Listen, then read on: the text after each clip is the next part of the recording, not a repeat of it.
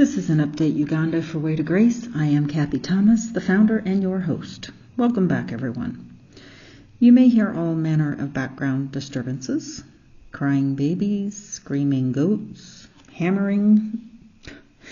I live in a very noisy place, and I don't have a sound-protected area for recording, but we will continue to work with what we have. I have fantastic news. Way to Grace has successfully rescued a child from the streets. Our very first, and I can't be happier of the outcome. As I posted some time back, God's timing will challenge everything you think you know.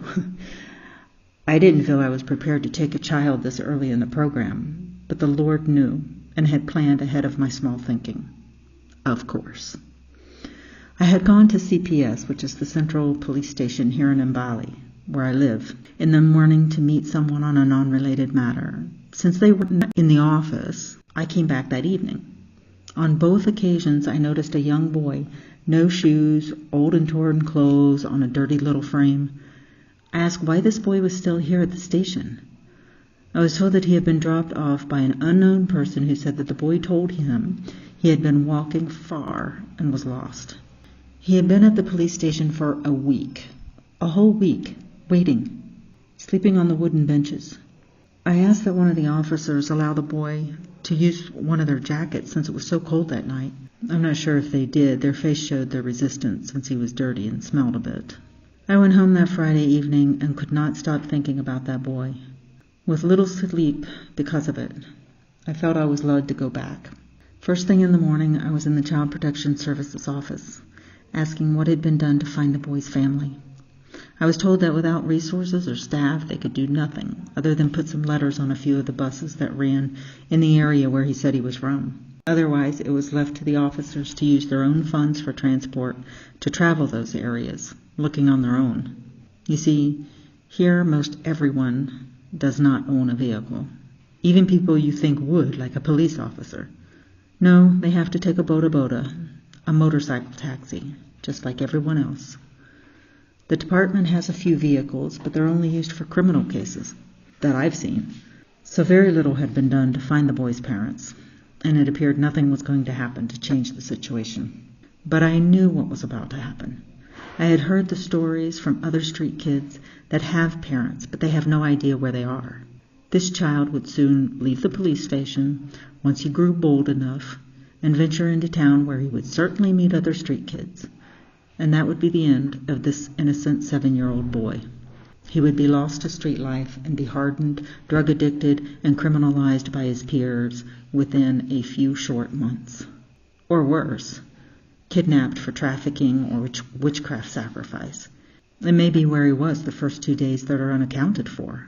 Fortunately, I guess, he has a scar on his head, which makes him unsuitable for sacrifice. Yes, it happens here. That's how serious it is here to help these kids, protect them, and give them a future and a hope to change this country. I couldn't let him be lost to the street. It's why I was sent here, to rescue these kids from that life. And here was one that was about to fall off the edge of society right into the abyss. I asked for temporary custody. I shared with the child protection officer that I had been an investigator for 9 years, and I was good at it. I'll find his family. What I had repeated so many times rang in my ears again.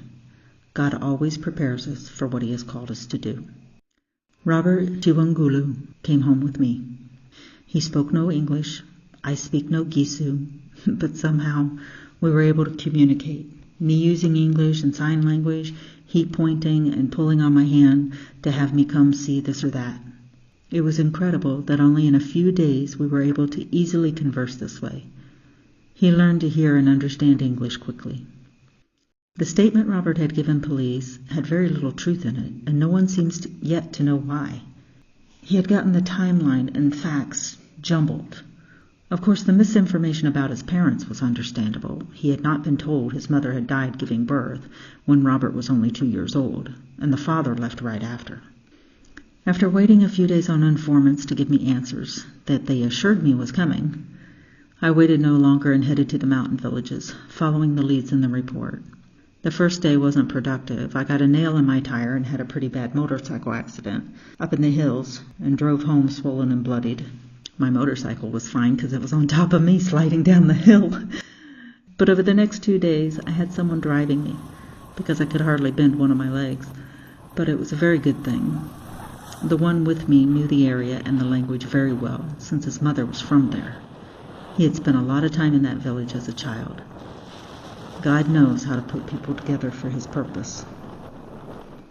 On the third day, the leads from the mountains led me a few hours away in the opposite direction. But in 3 days I had found his family. The mother deceased, the father gone many years, the grandmothers and aunt trying to care for the boy, but admitting failure. Robert and these relatives had said he was enrolled in school, but I had made my assessment and found the boy had no knowledge of the most basic concepts of writing, the alphabet, or numbers past 9. Didn't even know how to properly hold a pencil.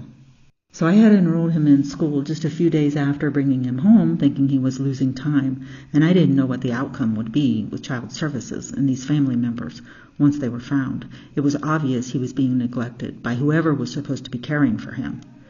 There were also health issues that needed immediate attention. And the school's evaluation was the same as mine. The child had to start with the 3- and 4-year-olds, what they legitimately call baby class. I showed his extended family pictures on my phone, and they could see how well he was doing.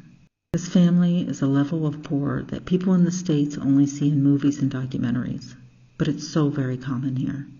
They asked if he could stay with me, saying that they would even sign papers if I could help him and allow them to visit him occasionally.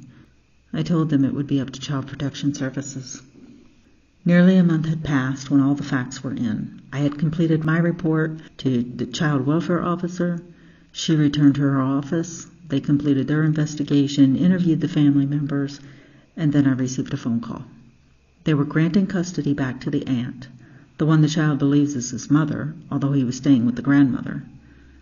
And I was to bring him the following morning to the office for them to take him home.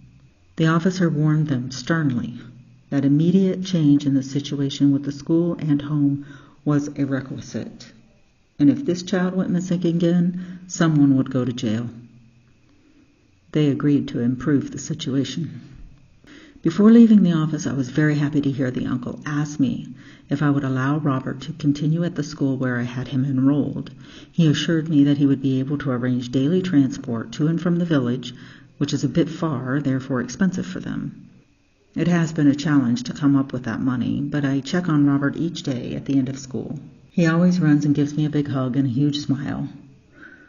Things are not ideal at his home, but they are trying the best they can for his sake. The boy was rescued. He was given opportunity for a real education, and they are grateful. However, they are struggling to do their best to take advantage of what has been given to him. Robert stayed with me for a month, and the school semester is now over, another starting in just a few days. I'm hoping this story touches someone listening and that you'll sponsor this young boy. He enjoys going to school now. He's learning English. All schools are supposed to teach in English, and he's advancing quickly. Each term is 3 months and costs $150 US. I know it is expensive, and that's why it's such a struggle for parents to send their children. I know they won't have the money for him to continue. The good news is his supplies, uniforms, and extras have all been paid for thanks to the fantastic and blessed donors of Way to Grace.